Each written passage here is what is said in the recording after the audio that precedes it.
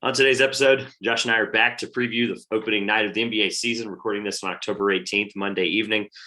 We are going to talk about Bucks and Nets in the early game. We're going to talk about Lakers and Warriors in the night game or the later night game. And then we're going to bring on to talk through that as well as some other NBA topics coming into the season. We're going to bring on Brett Siegel, featured guest from Hoop Analysis Net. And then we'll sprinkle in some college basketball. Josh and I will the AP Top 25 at the end of the show. And a couple of big announcements as well. We'll get to those later on. All that, plenty more next.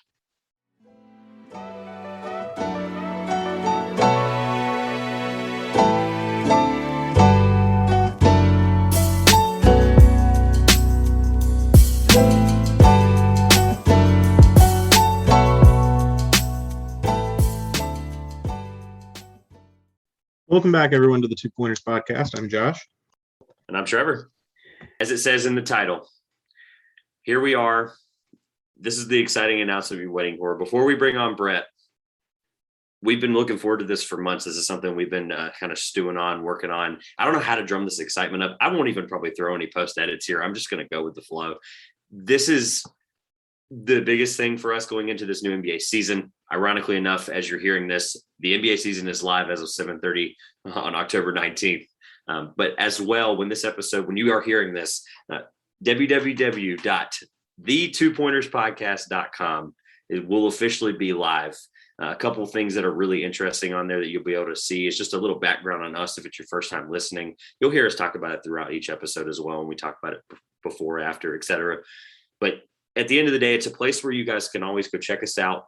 Find the episode if you're not able to find us on socials, or you don't use Apple or Spotify. You want to find that other place like Google or our directory. It's going to take you to a directory where you can find everything about us, the show, its premises, some new exciting segments that we actually haven't introduced technically by name, as well as trivia updates, things like that. Just anything that we're going to update to you guys that you might not find on social, it's going to be there. I'm super stoked. Josh, something we've been stirring on for 4 months. I'm super stoked this is finally here. Yeah, it's going to be a super great place for you guys to kind of find everything centralized. We'll have all the podcast uploads, all the different locations you can find it there, as well as all of our social media. And it'll be an opportunity for us to kind of do a little bit more expansive content of things that we might not put in podcast, and provide different ways for you all to engage in one central location. So we're excited to see how it goes. We're ready to get it going. And we thought with the start of the NBA season, it'd be a perfect time. And this week on the Two Pointers podcast, we have our special guest, Brett Siegel, NBA insider from Hoops Analysis Net. Brett, how are you doing? I'm doing well. I appreciate you guys having me on tonight. And NBA season, it's right around the corner, so it's a great time. Yeah, it's incredible. It's almost like, for me, it feels like it snuck up on me a little bit with everything starting tomorrow night. I was kind of getting ready for it, and then I think last week went by a lot faster than I expected. But Brett, if we could start out just introducing you to the viewers, can you tell us a little bit about yourself, what your job looks like at Hoop Analysis Net, how you got into reporting? Yeah, absolutely. I'm obviously Brett Siegel, NBA insider reporter and analyst for NBA Analysis Network. I started covering the NBA a handful of years ago independently by myself, and recently joined NBA Analysis Network last year, covering the league at a full, all 30 teams in the league, covering rumors, trades, injuries, whatnot. Connected with all 30 teams in the league, agents, scouts, you name it. And basically it's all about getting the information from the league. That way you guys know what's going on, of who's going to be playing each night, who's going where and what trades, trade deadline talk, NBA draft, anything that revolves around the NBA. I'm always covering it. My phone's always blowing up around this time of the year, so it's always a fun time. It's like Christmas at the end of summer. That's great. I love that. Christmas at the end of summer. So, Brett, we appreciate, especially in this busy time, you coming on. One of the big things we wanted to hop into yet tomorrow night, NBA season starting. Milwaukee and Brooklyn having their big rematch from last season's NBA playoff second round. And you also got the Lakers and the Warriors playing in the late game tomorrow night. What are you looking for, or what are you looking forward to in the first night of NBA action? Obviously, it's going to be really interesting to watch this Lakers team play. I mean, you look at them and their average age is in the 30s. We haven't seen a team like this assembled in years. And 5-6 years ago, yeah, this team would have been the favorite to win a championship just because they were all stars at the time, with obviously Westbrook, James, and AD. But then you got the veterans with Melo, you have Rajon Rondo, you have DeAndre Jordan, even guys like Trevor Ariza, Kent Bazemore, like Avery Bradley. Those are all borderline all stars in their primes. And now they're near the end of their career, but they're still contributing factors. Kent Bazemore was terrific with the Warriors, in my opinion, last year. He was a really solid glue guy for them. Did a lot of little things to help them win games and get to the position they were in last year, even though they missed the playoffs. Avery Bradley's still an elite defender. Rajon Rondo is one of the best passers in the league. Trevor Ariza can hold his own on the perimeter and be kind of like that 3-and-D guy. You have Carmelo Anthony, who can go in and out of the starting lineup throughout the season. I mean, we don't really know what his role is going to be yet, whether he's going to constantly be starting with AD at the 5, or if they're going to bring Melo in off the bench when other guys like Ariza and Wayne Ellington, when they get healthy. But this team, on paper, you look at it and it's just wow, because you have all those names that I mentioned, but can they come together and really play well? Westbrook, James, and AD, they're all ball-centric guys in the sense that they always have the ball in their hands when they were in their primes, in quotes, because most, all three of them could still technically be in their primes, you could say, even LeBron James, who's going to be turning 37 this year. But at the pinnacle of their career, these guys on their teams always have the ball in their hands. Westbrook, yes, he's a triple-double machine. He passes a lot, one of the best passers of this generation. LeBron James in that same category. Anthony Davis is a scorer from literally anywhere on the floor, arguably a top 5 talent in the league when he's fully healthy. But who's going to have the ball in the final 20 minutes of this game when it's tied up? Like Curry just hits a 3 to tie the game. Who's going to be the guy to take the shot? Is it going to be James going down the lane? Is it going to be AD in isolation? Or is Westbrook just going to demand the ball kind of Rajon Rondo style and just do his thing? And we're going to have the meme again of LeBron James pointing to J.R. Smith, asking him why he took that shot. So that's going to be the real interesting factor of the Lakers the whole season, not just tomorrow night, but the entire season, of can this team come together, put aside who they've been in the past, and just be a championship-worthy team like they look like on paper. Yeah, that's the golden question. I think what really intrigues me the most about this Lakers roster is just I want to be hopeful defensively. I think this is the one thing, aside of the ball dominance of a couple of the key stars, I also think it's really just going to be a matter of, can this team be healthy enough defensively going into the playoffs where they're able to utilize that, that grit. I don't want to say grit and grind. I feel like that's too stereotypical now of how we, use that term, but can this defensive switch roster, you mentioned DeAndre Jordan. I mean, it's the same DeAndre Jordan that the Nets couldn't play last year and basically never played. So what I'm getting at is, can this team be defensively good enough? I hope. Can they be elite? I think that's going to be a very big difference maker. One of the key situations that I really am also looking forward to is, you mentioned the average age thing. There are Malik Monk and Kendrick Nunn signing away from probably being in the mid 35 range for average age, that 33 to 35 number. So, I mean, God bless Malik Monk and Kendrick Nunn for even being on the roster and bringing that average age back down to 30, which I believe is in the north or close to the highest in the league. And I believe, based on your tweet earlier, it is the highest in the league. So the health is going to scare me long term, but also defensively, I just want to be able to see Frank Vogel's leadership on that defensive side of the roster. Yeah, I've kind of gone with Brett, that I have said in the past couple of weeks, that I think centrically it'll come down to Westbrook and James, whether the two of them can unselfishly work together and form an offense that's going to do well. I think they're a team that can win the Western Conference if they kind of put aside some of how their games were played before, and come to a point of utilizing their skills fully. I think eventually throughout the season, my thought is they'll get there eventually, and be able to make that run late.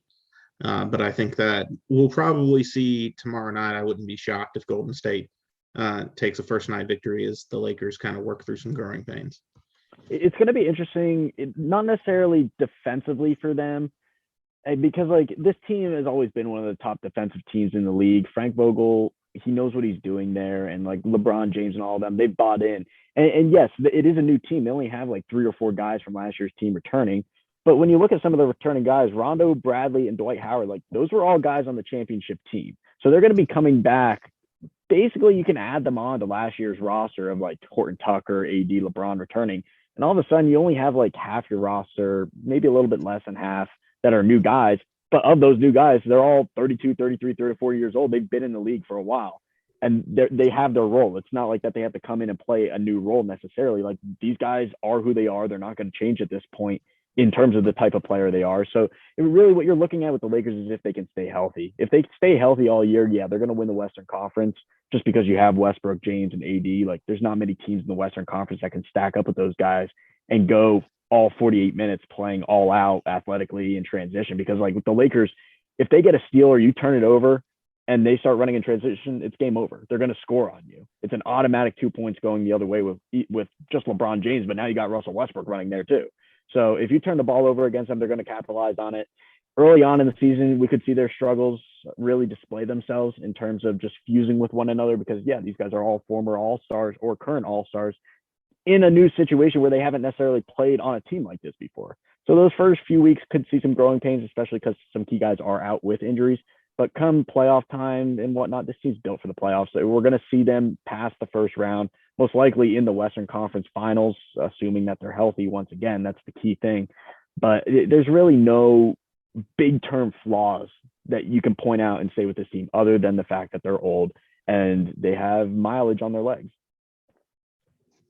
Very cool. One thing I wanted to flip to, keeping on opening night, we're going to see the rematch between Milwaukee and Brooklyn. A lot of people think that with Brooklyn, including myself, that if they have their team there with Durant, Harden, and Irving, even sometimes if it's just Durant and Harden, they're almost an unstoppable monster of a team.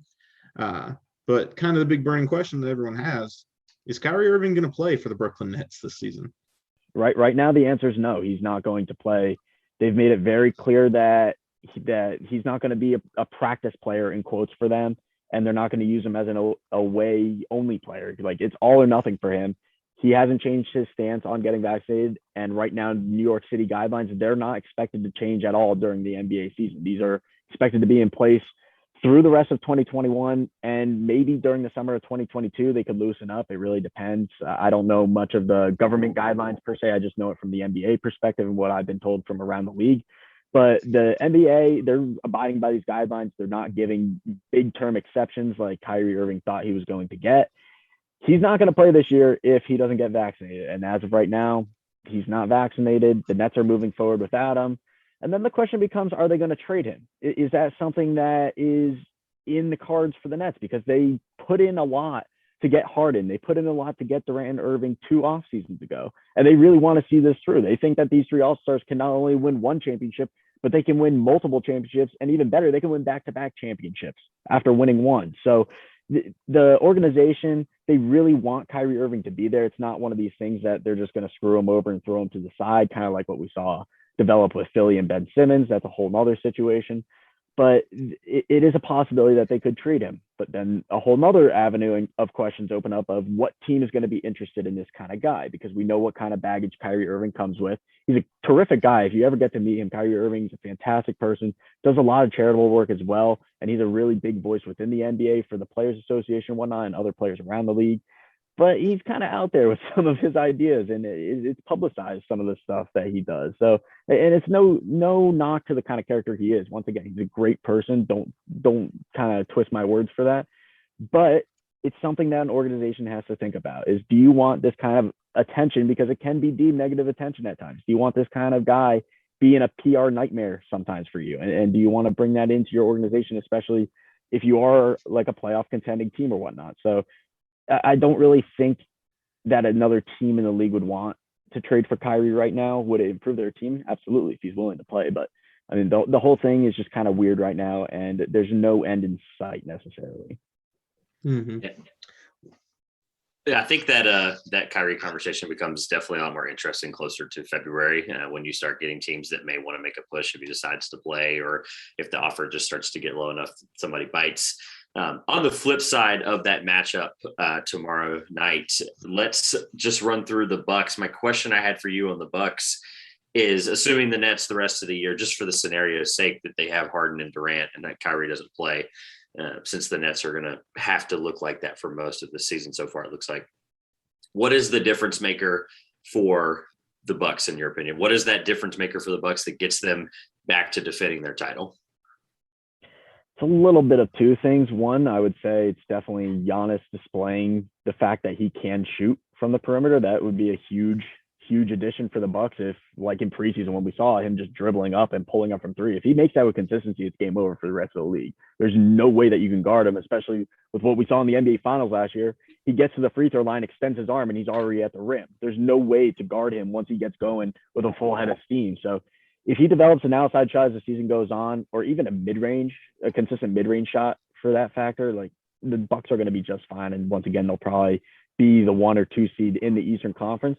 But the other thing, too, is if they can get those other key guys off the bench to contribute. Jordan Nwora heading into a second season, I think, is going to be a really key guy on the bench to watch. You still have Pat Connaughton. Dante DiVincenzo should be returning from injury within the first month of the season. Maybe they'll extend it into the second month just to be safe. But we're probably looking at Halloween time to Thanksgiving is probably the period of when we'll expect Dante DiVincenzo to be back on the floor.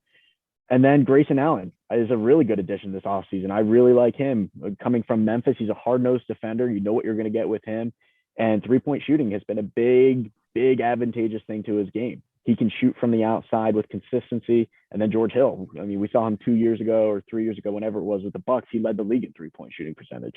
So they have a bunch of guys on the perimeter that can shoot. And you got Giannis, Middleton, and Drew Holiday still. So, I mean, a championship team like the Bucks got better this offseason, really, because their bench was the only question mark in the playoffs last year.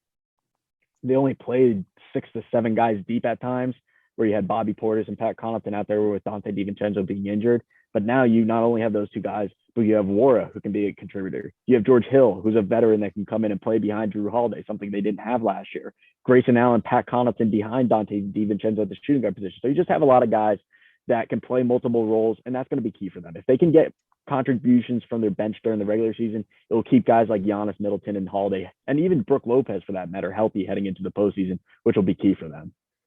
Certainly something I'd love to see. I'm a big fan of Giannis, and I'm just interested to see with all the talk is that it looks like his jump shot's coming along, but I'm excited to watch tomorrow night and see where it stands.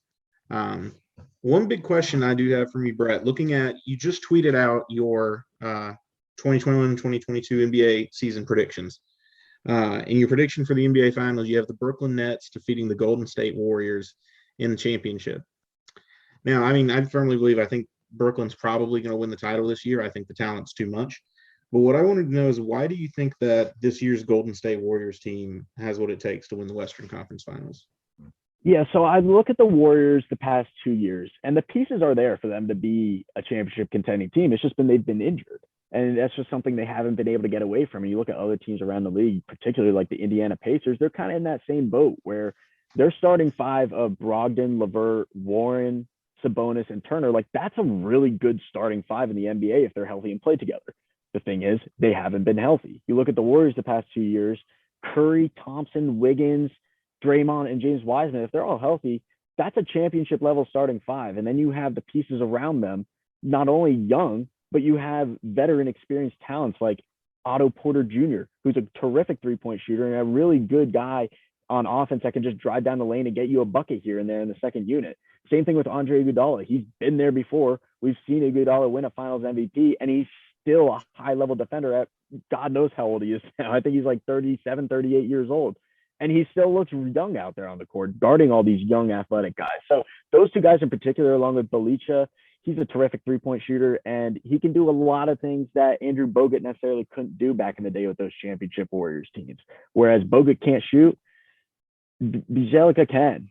So you're going to get a lot of three-point shooting from him. You're going to see Juan Toscano-Anderson out there play different roles. Damian Lee play different roles. But a big X factor for them is two things. It's going to be Wiggins taking the next step as that third option instead of the second option on this team when Clay returns, and Jordan Poole. Jordan Poole's been fantastic in the preseason, and his odds to win most improved have shot skyrocketed up. So Jordan Poole, he's going to be the starting shooting guard to begin the season next to Steph Curry tomorrow night. And when Klay Thompson returns, we're looking at probably Christmas Day right now for Klay to return. and he won't be back to full speed and playing 30 plus minutes like we're accustomed to seeing Clay do probably until February or March. They're going to be very cautious bringing him back and working him in, and he'll play big games. He'll see more minutes than he'll see against like the Rockets or Thunder, for example, and he may not even play in those lesser games. But Jordan Poole, he's going to be the guy to step up for this team. He's going to see well over 23, 24, 25 plus minutes a game. And if he can average double-digit scoring for the season and shoot over 36, 37% from three-point range, this team can easily make the Western Conference Finals. They're going to have the three-point shooting. They have the veteran experience. They have who I think is going to win the MVP award this year, and Stephen Curry. If he has another season like he had last season, I mean, there's just no way to guard this team, especially when Clay comes back and assuming Clay is going to be Clay again. Yeah, that even fully includes the acquisitions of Moody and Kuminga. I actually wanted to get your just quick thoughts on Moody and Kuminga, which, because puzzling going into the draft where we thought the Warriors were going to move those picks. I know people were kind of all over the place with their thoughts on, whether they move those two. And eventually they don't do anything, and they take, two drastically different guys, two guys I was very high on. I like Moody in terms of immediate impact, and then Kuminga obviously being, one of the youngest guys in the draft. Just what are your thoughts on where they went with that direction? Yeah, so both of them, I actually spoke to a member of the Warriors organization, and I did two pieces on them actually on NBAanalysis.com if you wanted to check those out. One on Kuminga, one on Moody based on the observations early on throughout the preseason and summer league. Moody is being compared to like a Kyle Korver, kind of Danny Green type player within the Warriors organization. They really like what he can bring as a perimeter shooter. And we saw it at Arkansas. He was one of the best perimeter shooters in the country in college basketball last year. And then you look at defensively, he has the potential to be a fantastic defensive player. He's got the length, he's athletic, he's quick, and most importantly, he fits in well with this system because of his ability to move around on both ends of the floor. He doesn't need to have the ball to be productive, and that's kind of where the Warriors viewed him in this draft. They wanted James Bouknight, but when he got taken, and they wanted Bouknight and they wanted Chris Duarte with that 14th pick, but when they were both off the board, you look at a guy like Moody, and he's really not far off from them. Bouknight and Duarte, they're more polished prospects maybe than Moody coming into the league and more ready to play than Moody is. But 2-3 years from now, we're going to be looking at Moses Moody a lot like how we look at Jordan Poole now, that most improved kind of contributor off the bench or in the second unit, third unit, whenever you need him, really. He's a guy that can contribute on both ends of the floor. So that's kind of what they're looking at with him. He's going to be contributing this year. Most likely rookie minutes, really 10 to 12 minutes per game is what we'll see from him. But he'll probably play a lot more than Jonathan Kuminga will play early on in the season. Not just because Kuminga is dealing with a knee injury right now, but just because Kuminga is really raw. He's kind of like James Wiseman when he came in last year, where we didn't really see Wiseman play a whole lot. It was kind of here and there, and when they needed him and they worked him in because he was so young and so underdeveloped in terms of what they needed him to be. Jonathan Kuminga is the same way. He's a guy that he's new kind of to basketball in the United States. And what I say by that is he didn't play college basketball. He came up from the AAU ranks and he went to the G League Ignite team, played there, wowed everybody with his athleticism, and he's got great defensive instincts with his length. I think he has like a 6'10", 6'11" wingspan on him. And he's a guy that they're really high on within this organization. They really like his potential. And quite honestly, I think he's got the most potential out of any of the young players on this team, just because of the many hats he can wear. He can be a defensive superstar for them in the future. He has the length to be able to run in transition even and be a recipient of many lobs to the rim by Steph Curry and whatnot. So I think you're going to see him probably near midseason start getting a lot of playing time behind Andrew Wiggins in this depth chart as they look to get their veterans more rested for the playoffs.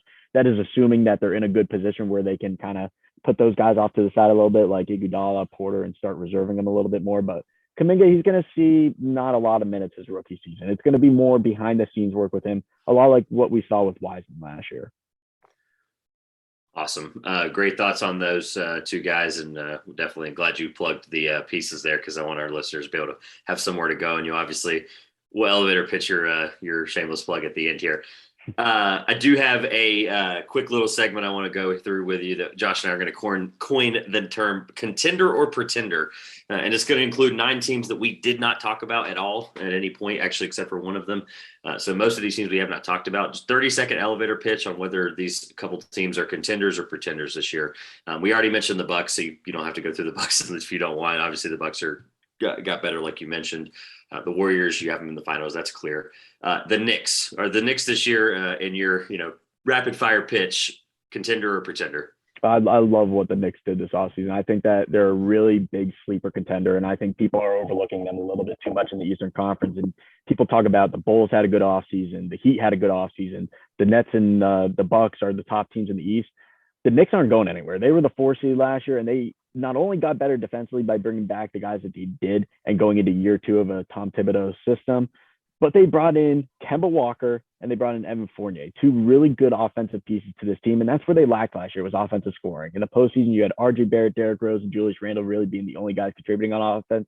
Now you get a former All-Star in Kemba Walker and a 40% three-point shooter in Evan Fournier. Like, I'm hopping on the Knicks bandwagon this year. I really think that they're going to be, once again, a top 4 seed in the Eastern Conference.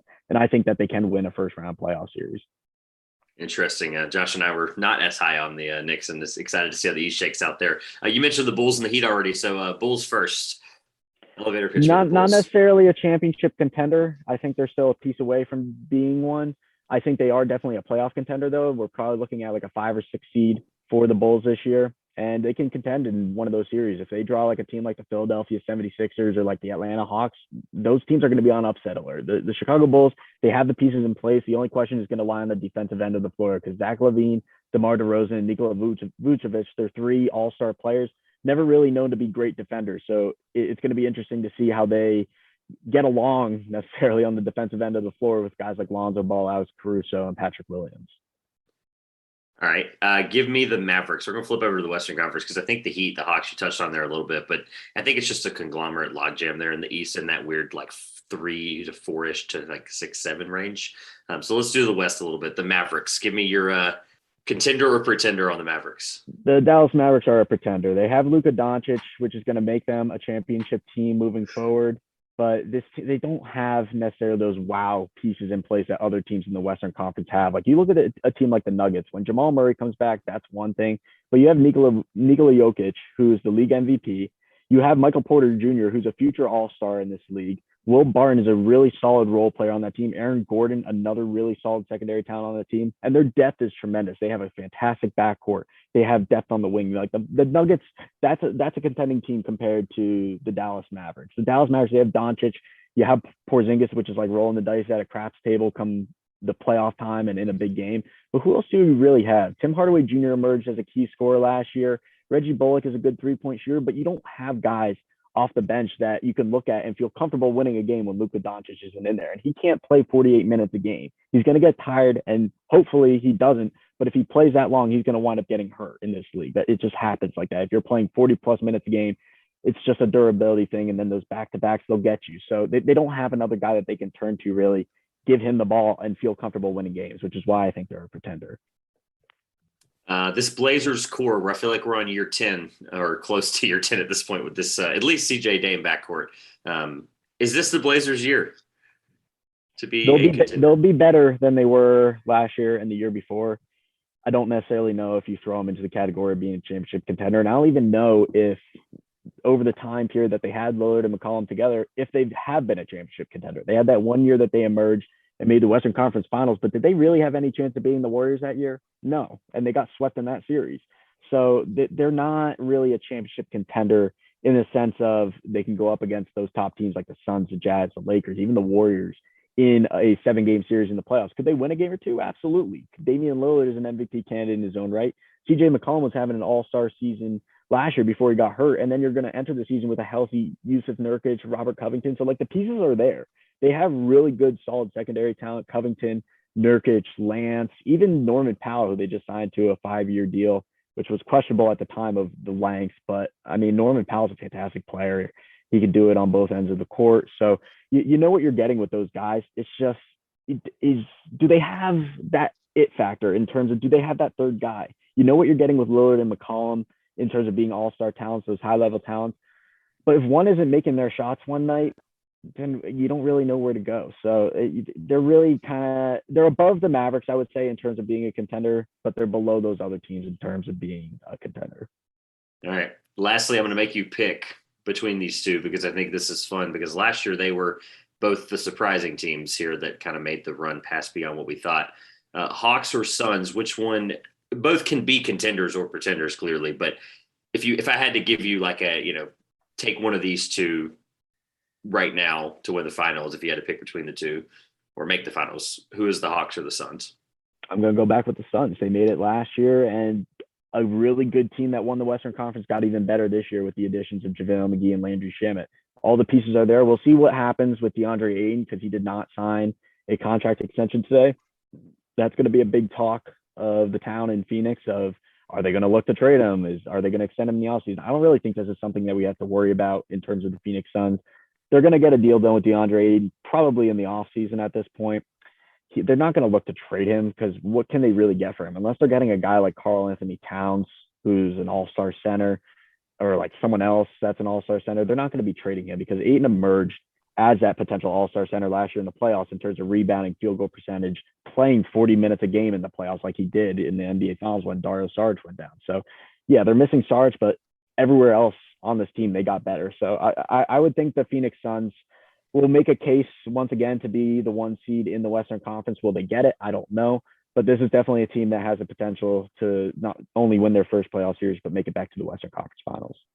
Yeah, I think the Ayton situation is a one to watch for sure. I think it similarly will probably end up playing out like the John Collins situation in Atlanta, where they kind of play, both sides play hardball a little bit, and somebody eventually bites on a deal. So, Josh, anything else before we throw Brett a 30-second shameless plug? My last burning question, just because I haven't brought them up at any point yet. I'm a long-suffering Charlotte Hornets fan, and Brett, what do you think I should expect from year 2 of LaMelo Ball? Well, I think you should expect a lot from LaMelo Ball. This is going to be a big season for him because they're basically giving him the reins to the franchise in the sense of he's going to be the guy for them. Gordon Hayward is obviously the former All-Star. Terry Rozier is another emerging player on their roster, and you got all the other guys like Miles Bridges, PJ Washington. But this is LaMelo Ball's team. They handed him the reins last year when he won Rookie of the Year, and it's going to be really interesting to see him play a full 82-game season, especially because he got hurt last year and it was a shortened year. So we only got to see him for, I think, half the year at that point, or maybe a little bit more than half the year. But LaMelo Ball, he can do pretty much anything you want him to do on the court. Defensively, still a question mark if he can be a high-level defender or not. But this team, it's an up-and-coming team in the Eastern Conference. Can we expect them to make the playoffs and be a surprise team like the Hawks? I don't necessarily know if that's the case. They have the potential to maybe get the 7 or 8 seed through the play-in tournament, but it's probably going to be another developmental year for this team, especially because they added some really good young talents in the draft with Book Knight and Kai Jones. Those are 2 guys that are going to be part of their future plans. Maybe they'll look to leverage Mason Plumlee, who they just got in the offseason at the trade deadline, see if they can get something else for him. But they're moving forward, really, with their young players. And they could even trade Gordon Hayward, for all we know. I mean, the Indiana Pacers have been a team that have always looked at getting him. And the Charlotte Hornets have always liked Miles Turner. So maybe there's a deal to be had there somewhere around the trade deadline where they add Miles Turner. But, I mean, this is a team that you're going to expect growing pains from, and that's really what it is. They're in a good spot right now, though. They're trending upwards. Well, I agree. This is the happiest I've ever been since becoming a Bobcats fan in 2007. So, yeah. But, I mean, thank you for coming on, Brett. This has been great. We really enjoyed getting to talk to you and hearing your insight. Like Trevor said, where can people listening to this podcast find you and follow your work? Awesome. Yeah. I mean, be sure to check us out at nbaanalysis.com. And it's a great website, really. I joined last year, and the guys are not only plugged in around the league like myself, but it has those funny trade rumors that you like to see too of will the team X trade their best player for this? And maybe the answer is no, but it's interesting to look at what kind of value does this player have right now based on what we're hearing around the league. And on top of that, look at the news that we have going on, like what's going on around the league with rumors, because you see on ESPN and Bleacher Report all the time, you see the things about like the contracts and whatnot and what happened in the game recaps, but you don't get to see all the behind the stuff scenes of where are contract negotiations at with this guy, what are teams looking to add at the trade deadline, and we have all that content. So I mean, anything you would want to know about the league, whether it's draft wise, whether it's rumor wise, trade wise, even game recaps, go to nbaanalysis.net. We got everything there, and we hope that you follow us on all social media platforms. All right. We'll look forward to we'll try to get you on if trade deadline's not too busy. If this trade deadline is not a snooze fest. Last year it was crazy. I mean, last year's trade deadline is going to be kind of hard to beat with the I would say the Magic dominated trade deadline, but it was just fun overall, and look forward to hopefully this year being the same. So thank you for coming on, like Josh said, and we appreciate your time. Absolutely. Thank you, guys. Thanks, Brett. That was fun having Brett on here, Josh. Let's go through. We mentioned a couple weeks ago, if partly last week with fantasy basketball preview, that we wanted to implement college more. And we were like, it starts 3 weeks from tomorrow, which is really cool, actually. Shout out to John Rothstein for that tweet earlier today. But Josh, it's the AP top 25. It's the poll that people kind of overzealously look at and then forget about in 3 weeks. And college basketball, everything just falls apart after that because, this team loses in week 1 and this conference play starts in November. And then you're like, whoa, hold on. So here we are. College is what we are trying to implement more, is what I'm trying to make the point of, Josh. Let's just go through a couple key points about the AP Top 25. This won't be super, super long because we're really going to preview the season, getting closer to when it starts, as well as when conference play and the March Madness stuff kicks up. So pulling up here, no shock or surprise that Gonzaga and UCLA are 1 and 2. But outside of that, Josh, do you have any major just first reactions necessarily based on what you read? Yeah, I'm a little surprised for how high Kansas is. They have a lot of talent there at initially a 3rd ranking in the country, but a lot of it is contingent on several transfer players. 4 transfer players are going to be relying on a lot. And I think it's a lot of new talent to be bringing into a team to hope to coexist all together at one time. They may be, just a little bit higher on Kansas than I think. Now, in the past, the Big 12 has been an easier conference for them to get through. We didn't see that last year with Baylor having their dominant season, but you're not going to see Baylor bouncing back this year the same way. They have them at 8, but I think they lost a lot more than people are realizing with Davion Mitchell and the rest of their big cast graduating, going pro. But yeah, my initial thought was I was just surprised to see Kansas as high as 3rd. Funny you say that about Baylor. That was immediately my first reaction. And then I looked and I was like, weird. Is that Kentucky in the top 10? What is a John Calipari coached team in the last 5 years gave me any hope for a top 10 team? I'm just not high on Kentucky at all going into this. Now, granted, full transparency, like I introed this is all reactionarily 3 weeks before the season starts. Kentucky could win their first 5 and make me look like a fool. They probably will. However, what's this Kentucky roster that I'm excited about other than a couple of before you say that, I think it's important to note Kentucky's first game is against Duke. Oh yeah, no, there's a lot of great matchups in the first couple of weeks. I'm looking forward to all the different challenges that they do with the ACC, the Big Ten, the West Coast, what they call it, like the Ford Classic, something like that. They do all these crazy tournaments. I'm looking forward to every one of them because they're always big, fun matchups, highlighted by a lot of your Blue Bloods and Michigan State and teams like that. There's not a team on here that I'm just like, or there's not a player on this roster where I'm just like jumping off the page about, other than maybe Ty Washington. But Calipari just doesn't feel like this elite. Just bring this team together. This SEC is a lot better than we've given it credit for in the past. I don't know about this season necessarily, but first reaction, if we're just solely going off first reaction, Kentucky being at 10 just seems really high. I don't think that's anywhere close to where they finish. Yeah, I think it's the normal Kentucky place that they go because they're always going to bring in great recruiting classes. John Calipari is an expert on the college to pro pipeline, and that's what he's made a career off of, and he will continue to. Some other highlights I want to shout out. Shout out to the 4 non-Power 5 schools cracking the top 25. Memphis at 12, Houston at 15. St. Bonaventure, the Bonnies, at 23 in a preseason ranking. That's awesome to see in the Atlantic 10, and 24, the UConn Huskies. UConn always a big power. It's hard to remember at times they're not. They're in the Big East, so that I'll leave UConn out of that one actually. Big East is more in basketball. The Big East is more of a Power 5 because you got to remember Villanova's there. Yeah. And I didn't include Gonzaga because they're might as well be in the Pac-12 at this point. Yeah, that's a joke. The Gonzaga might as well be in the Pac-12 because they're better than every team in the Pac-12. Yeah. West Coast. I'll kind of couple on top of your non-power 5 point, and Colorado State is another team that was receiving votes that's not in this top 25 that looked really fun in the tournament last year. Colorado State, Belmont, make sure I'm not missing, Xavier's still in the Big East, like you mentioned. Richmond got more votes than LSU, Rutgers, San Diego State, St. John's. Drake got 4 votes. There's a lot of teams that were just could have cracked that top 25, but they might if they win a couple big games here. So a lot of love for the mid-major this year.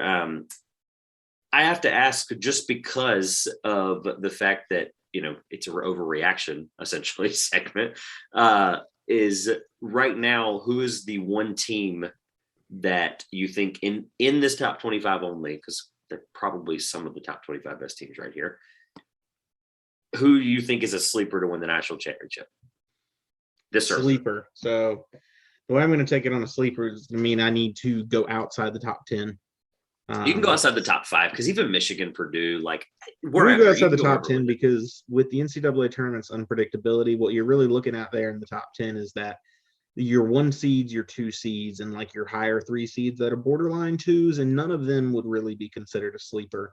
And you're looking when you get to your 4s, your 5s, your 6s, then you start looking at teams that would be a surprise to win it. I mean, as you look at last year, I think we had Oklahoma State was 3, but 3 number 1s in the Final Four. So 3 number 1s in UCLA. I'm glad it's hard to find looking down until I start to see these teams.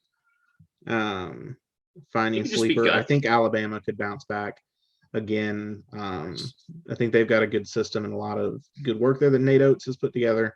And I think while they're at 14, you could see them jump up.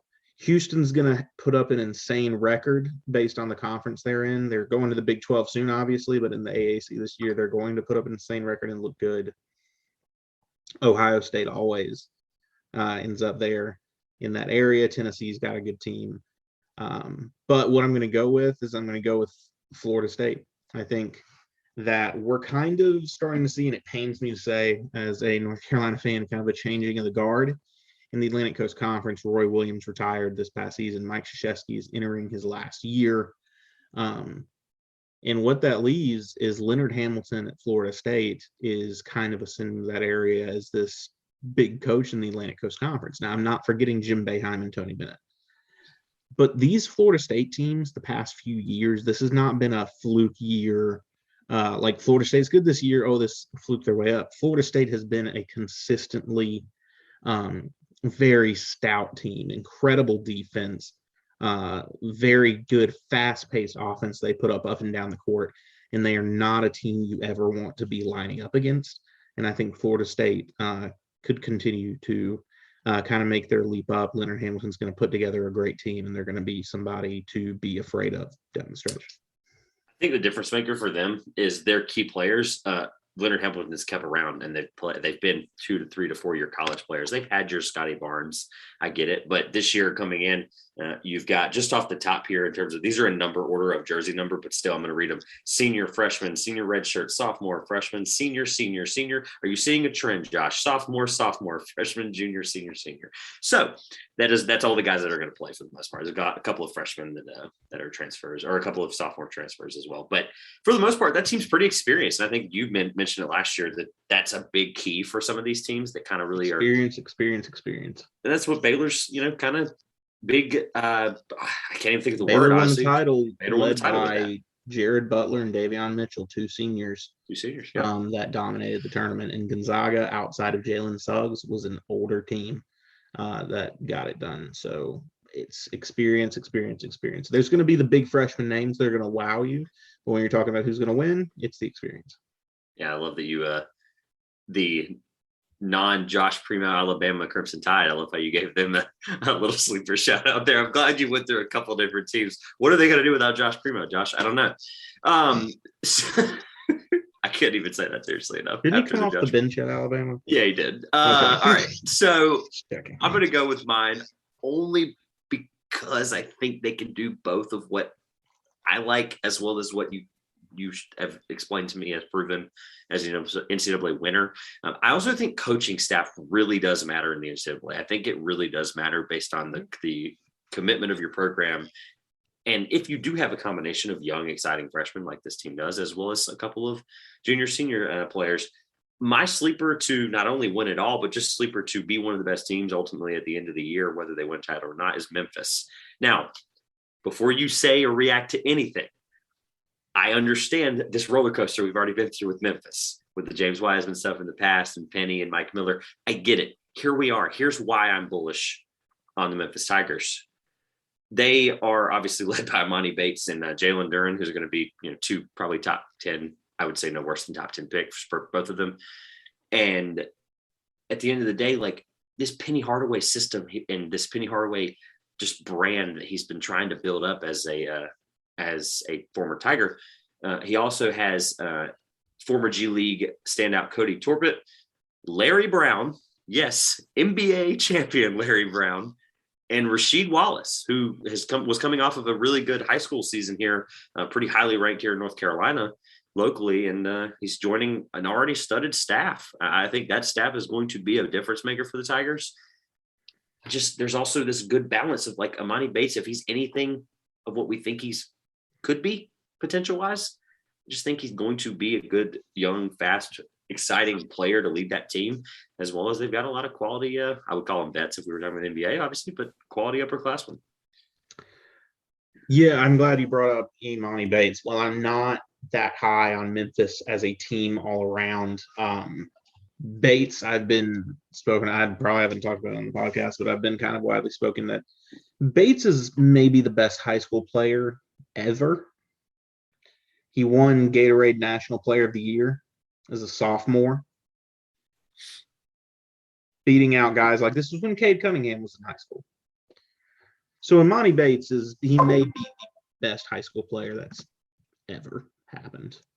And if that he was a guy that first he was going to skip college. He was going straight to the G League, I believe, and he left that idea, and now he's committed to Memphis. He's followed the Penny Hardaway train. They're doing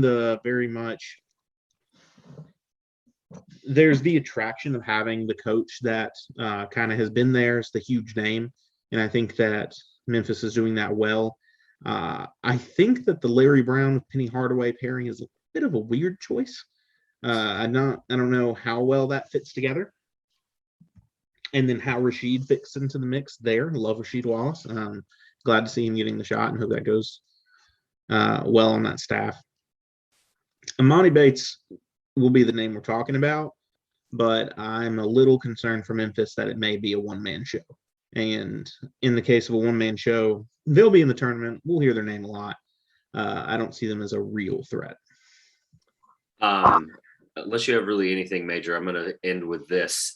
If I had to give you right now, we'll just, for the example, since we're talking about the top 25, if I had to give you Gonzaga, UCLA, Kansas, or Villanova, or the field to win the national title right now, who would you take? One of those four or the field? Those four. Because I would, and the NCAA tournament's unpredictable, but however, I think it's a coin flip, Gonzaga versus the field this year. Oh, okay. Gonzaga versus the field is a coin flip. Chet Holmgren is absolutely incredible. I don't necessarily think he'll be the number one pick in next year's draft, but he's going in those top three. He's 7'1", but essentially borrows his play style and game from Kevin Durant. He plays the game a lot like Durant. He's a great shooter from the outside. He's comparable to Durant because from body size, he's not very well built out. He's very lanky. He moves really well with the ball in his hands, but he also has a bit more of that rebounding work that he puts in. And you're taking a guy that is that incredible on the offensive and defensive side of the ball that Holmgren is, with Mark Few, that's an amazing coach, a Gonzaga team that's going to kind of rock their way through the Western Athletic Conference. And, let's talk about Drew Timme and the experience of this team that is older and veteran and could probably get to the Final Four without Chet Holmgren. And you look at a team that is going to be really tough to beat. Now, it's hard to say it's a coin flip of them against the field because, it's one and done in the NCAA tournament. Fluky stuff happens, but this Gonzaga team is going to be difficult for anyone to beat. Yeah, I mean, God forbid they have anything happen, similar to last year, and they didn't have Chet Holmgren, like you said, and they made national titles. So, I mean, the expectation's high already. It's going to be fun. I'm excited for the Holmgren thing. I'm also excited. We didn't mention, except for the slight mention of the Duke Blue Devils playing Kentucky on opening night. I'm excited to see which of Banchero and Holmgren have a better season. I think that's going to be impactful, obviously, on their draft stock, but can they be impactful players on a winning team in either conference for either big school here? So I'm out in terms of things to say about the top 25 in terms of just squeezing out reactions right this moment. It's chaos all over the board to see, like a team like St. Bonaventure 2 spots ahead of Virginia, but not so experienced Virginia roster. I don't know. At this point, we're just kind of, here we go. 3 weeks. College basketball can't come back fast enough. Josh and I are going to preview it as much as we can as it gets closer, as well as just, we're going to cover it more this year. It's going to be a conscious effort to make sure that college basketball is something we can tell that you guys like it in terms of what you're listening to and the stats behind the show. So we appreciate it. Josh, shamelessly plug the socials on the way out.